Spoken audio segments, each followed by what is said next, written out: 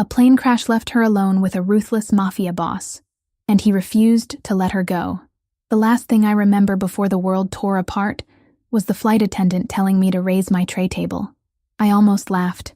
We were somewhere over a stretch of mountains so empty, the map on the little screen didn't even bother naming them, and she wanted my tray up. I folded it anyway. I always did what I was told. That was the whole problem with my life, really. 23 years of doing what I was told, of taking the seat nobody wanted, of saying yes when everything in me screamed no. I was flying home from a job interview I hadn't gotten, in a suit I couldn't afford, and I was thinking about how I'd explain it to my landlord when the plane dropped. Not a bump, a drop. My stomach floated up into my throat, the lights died, and someone across the aisle started praying in a language I didn't know.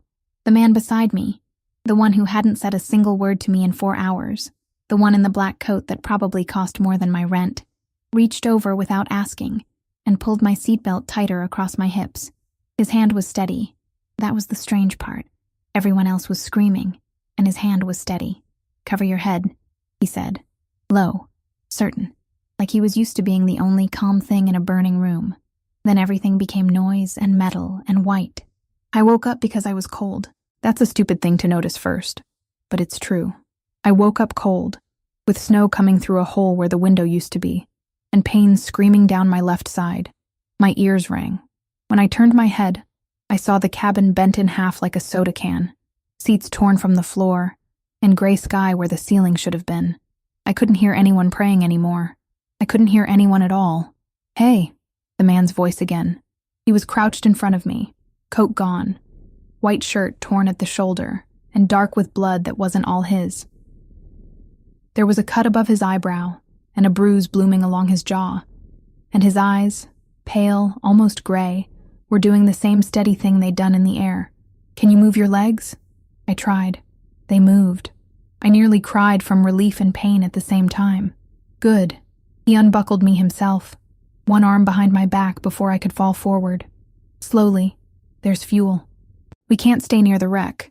The others," I said. My voice didn't sound like mine. "Are there—" "No, just that. No softening it." And I understood, from the flat weight of the word, that he'd already checked, that while I was unconscious he had gone through the whole broken cabin and looked at every face and found nothing. He didn't tell me the details. I've been grateful for that ever since. We got out into the snow. My legs held. The plane had come down in a valley ringed by black pines and mountains that went up and up until they disappeared into cloud, and there was nothing else. No road, no lights, no sound, but wind. I understood then that we were going to die out here, the two of us, strangers who'd shared an armrest, and that no one was coming. He must have seen it on my face. "Not today," he said. "We're not dying today. Walk." His name was Emiliano. I got that much before the sun went down that first night, and not much more. He built a fire in the shelter of a rock overhang using a lighter from his pocket and the driest branches he could break, and he did it with his hands shaking from cold and one shoulder that clearly didn't work right, and he never once complained. I helped where I could. I dragged branches. I tore the lining out of a suitcase we'd found scattered in the snow and made it into padding. When my fingers got too numb to grip, he took my hands in both of his and held them near the flame, and neither of us said anything about how strange it was to hold hands with someone whose last name you don't know, while the temperature drops low enough to kill you.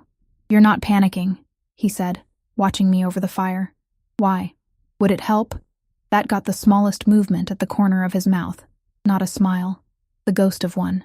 "No, then I'll panic later, when it's convenient." He looked at me for a long moment, and I had the feeling, the first of many, that I'd surprised him, that people didn't usually talk back to him. There was something in the way he held himself, even hurt, even freezing, that told me he was a man other people were afraid of. I didn't know what he was yet. I just knew that in the ordinary world, wherever it was still turning without us, this man gave orders and people obeyed. And here he was, tearing his own shirt into strips to bind a cut on my arm, kneeling in the snow in front of a nobody. "You should sleep," he said. "I'll keep the fire. You're hurt worse than me. I've slept less on worse nights." He said it without drama, like a fact about the weather. I believed him completely. I slept. When I woke in the gray light, he was still awake, still feeding the fire, watching the tree line. He hadn't touched me while I slept, hadn't moved closer than the fire required. And somehow that told me more about him than anything he could have said. The days after that blurred together into a rhythm of survival. We found the tail of the plane a quarter-mile off and dug out what we could. A few sealed snacks, 2 bottles of water, a first aid kit, a wool blanket someone had packed for a trip they never finished. Emiliano rationed everything down to the swallow.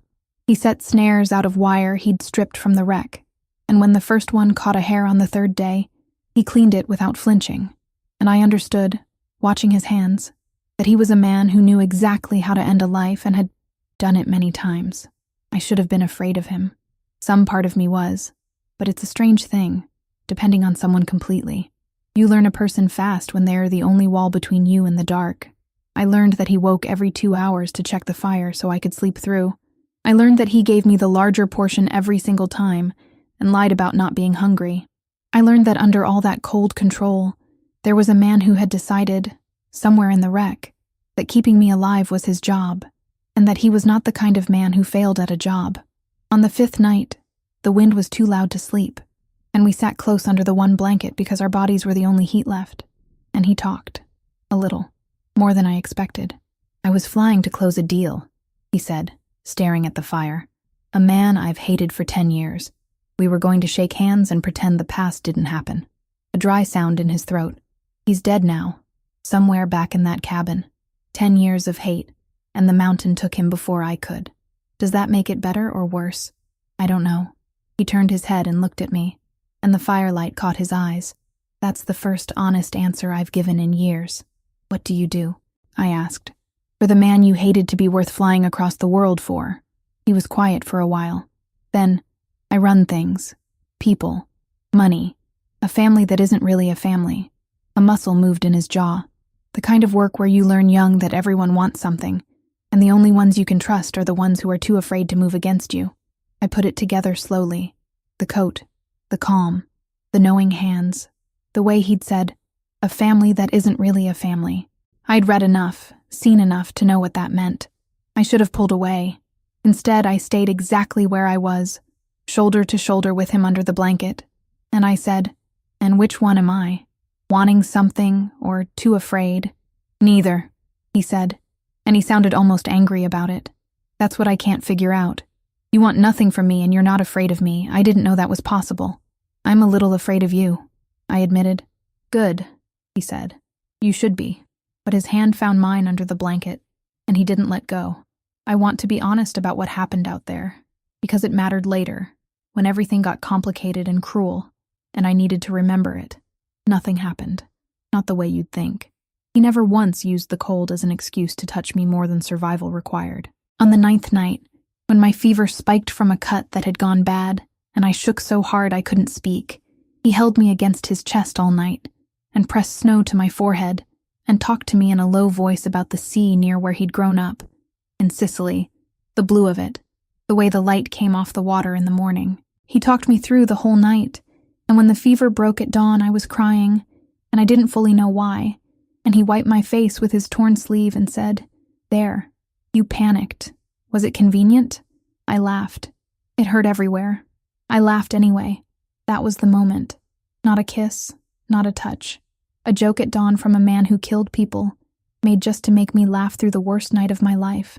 That was the moment I stopped being able to lie to myself about what was happening in my chest. "Why are you being kind to me?"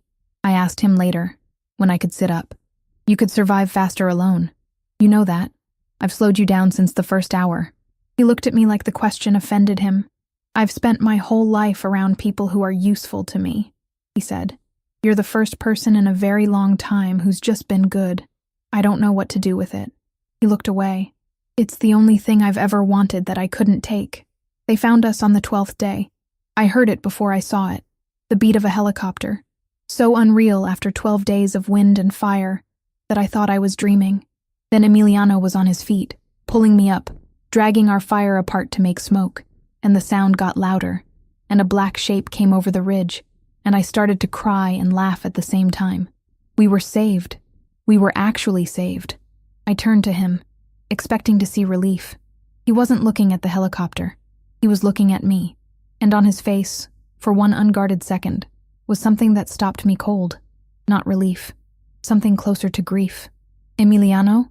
"Nothing," he said, and the wall came back down over his face, the wall I hadn't seen in days. "Let's go home." But I'd seen it, and I understood even then, standing in the snow with rescue roaring down toward us, that going home was going to be the hardest part. The hospital was in a city I didn't know. Marble floors and men in dark suits standing at every door.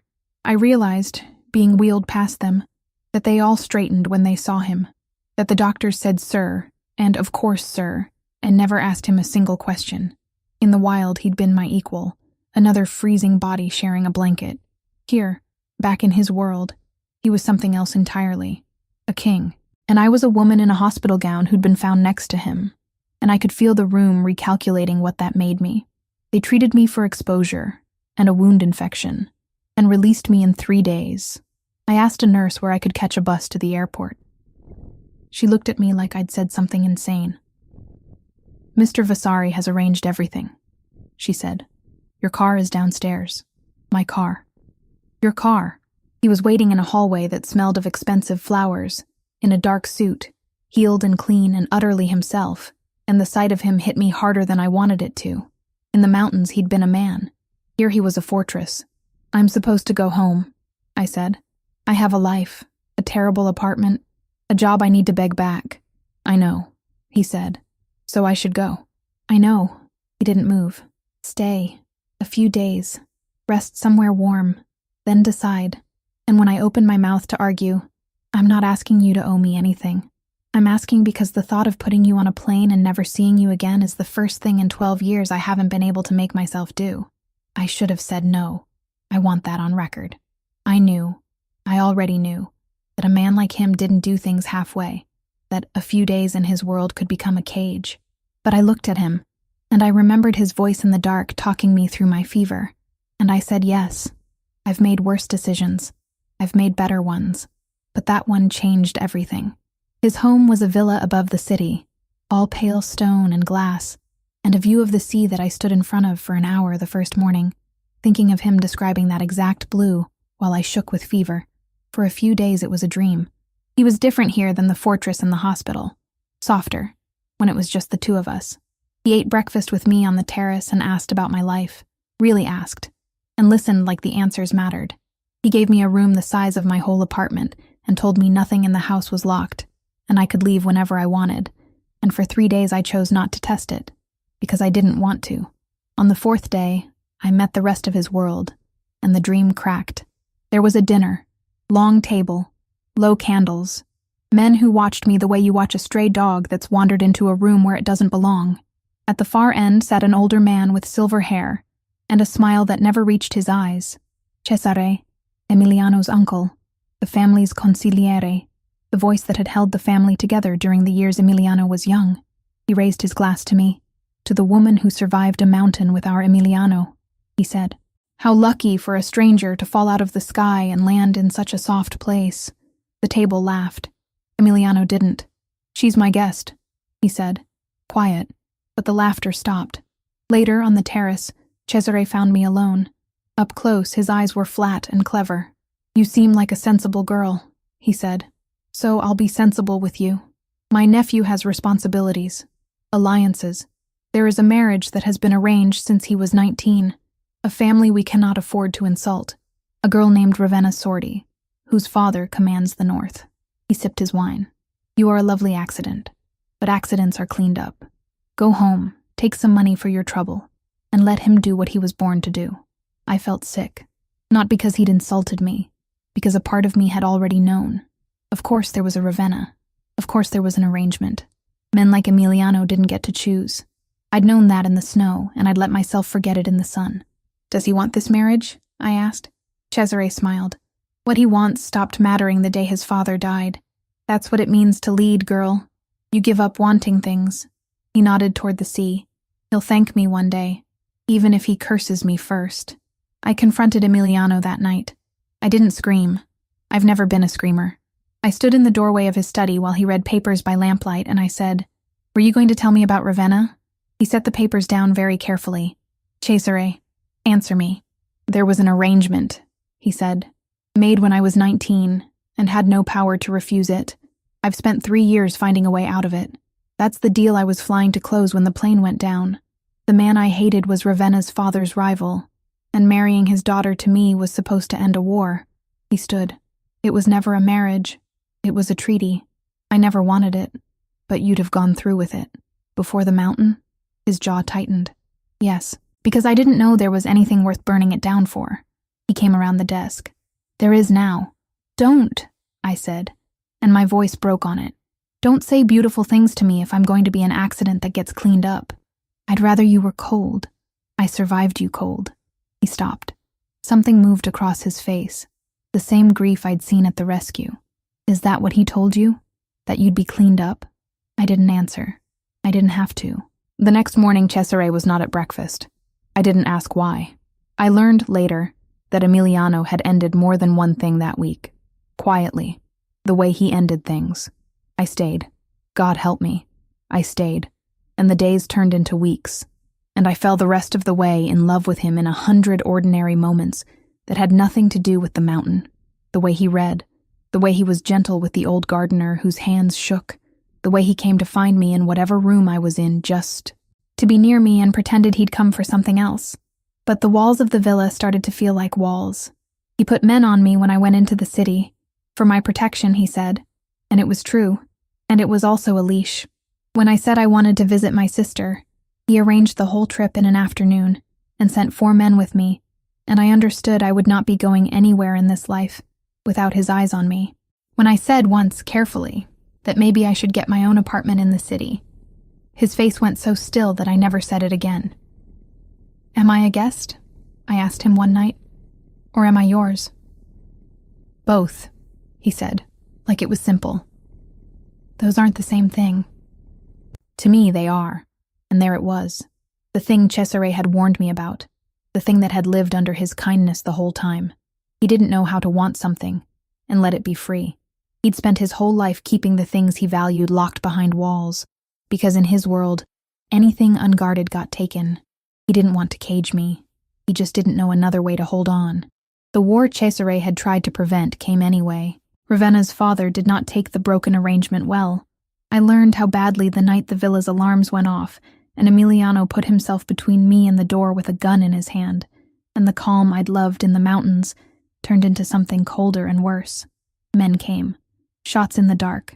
I hid where he told me to hide, and I heard things I'll never unhear, and when it was over he came to find me with blood on his sleeve that wasn't his in his hands, for the first time since I'd known. Him. Shaking. You could die here, he said. He wasn't looking at me. Because of me. Because I couldn't put you on that plane. He said it like a confession. Cesare was right. The kindest thing I could do is send you away. And I realized, standing there, that he would. That he loved me enough to lose me on purpose. To survive without me the way he'd survived everything else. Cold and alone and safe.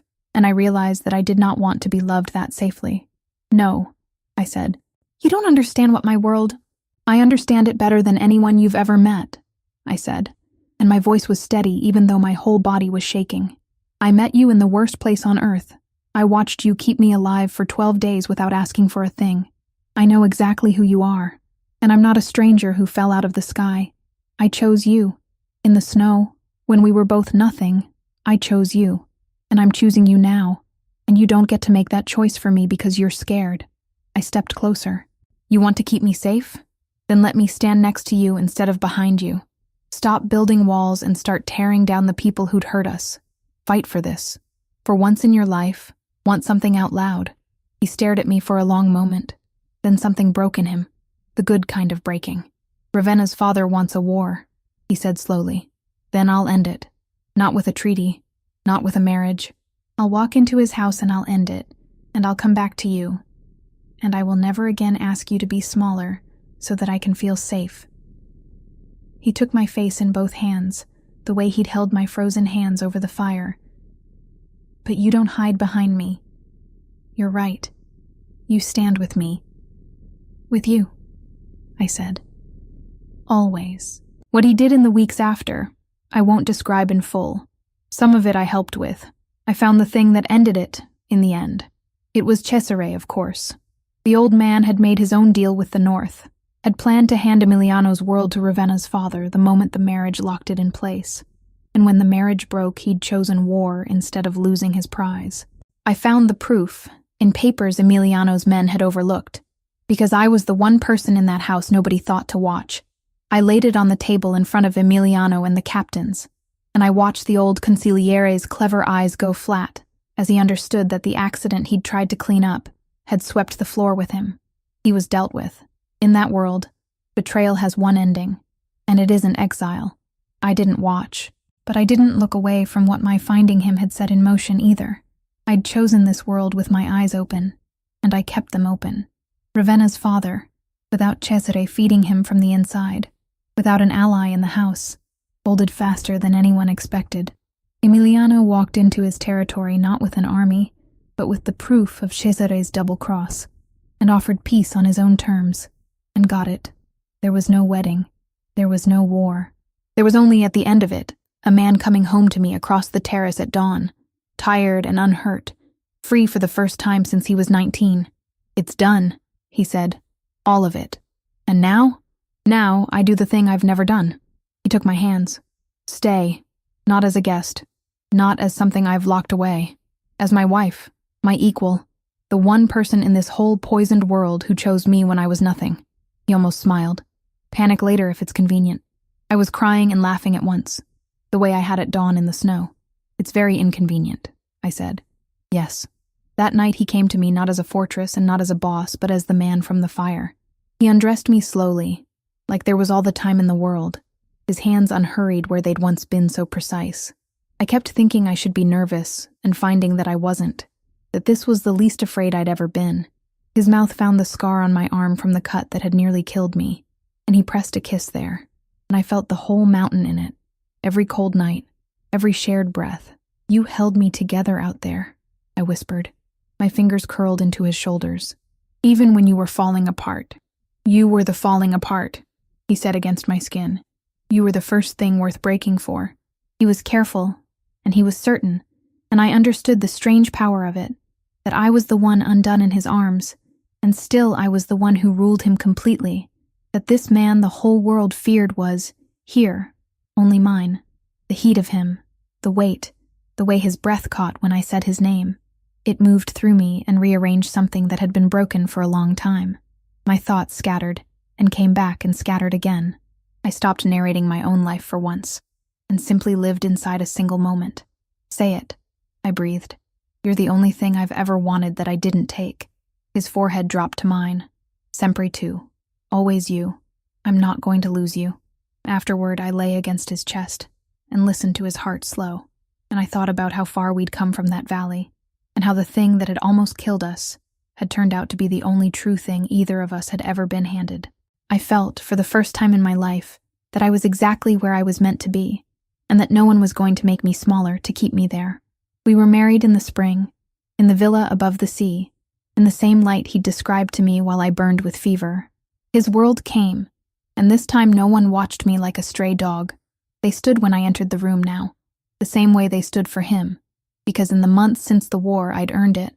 I'd found the traitor they'd all missed. I'd stood beside their boss instead of behind him, and men in that world understand only one language, and I'd learned to speak it, not with cruelty, with spine. Emiliano had stopped putting men on me when I went into the city, not because he'd stopped worrying, but because he finally trusted that I'd chosen this, that I wasn't a bird that would fly the moment the cage door opened. The door stayed open now. I stayed anyway. That was the difference, and we both knew it. Some nights the danger still came to the edges of our world, the way it always would. It's not a safe life. I've never pretended it is, but I made my peace with that a long time ago, on a mountain, next to a man who taught me that survival isn't about the absence of danger. It's about who's sitting next to you in the dark. On our wedding night we stood on the terrace long after everyone had gone, his arm around me, the sea black and enormous below us, and I thought of the girl who'd folded her tray table and done what she was told for 23 years. She'd have never believed it. That the plane going down would be the thing that lifted her up, that the coldest place on earth was where she'd finally get warm, Emiliano's hand tightened on mine, and I looked up at him, and for once his face held no wall at all, just the man from the fire, watching the woman who'd panicked at dawn and made him laugh. "What are you thinking?" he asked. "That I used to be so afraid of the quiet," I said. "The quiet in an empty apartment. The quiet after everyone left. I hated it." I leaned into him, and the sea breathed below us, and the house at our backs was full of people who would kill and die for us, and none of it frightened me anymore. This quiet is different. This one's ours. I'm not afraid of it at all. He pressed his lips to my hair, and he didn't say anything, because he didn't need to, and we stood there together while the sky went from black to the first gray of morning, the same gray that had once meant another day of surviving, and now meant only that we had all the time in the world, and finally, completely, nowhere else either of us wanted to be.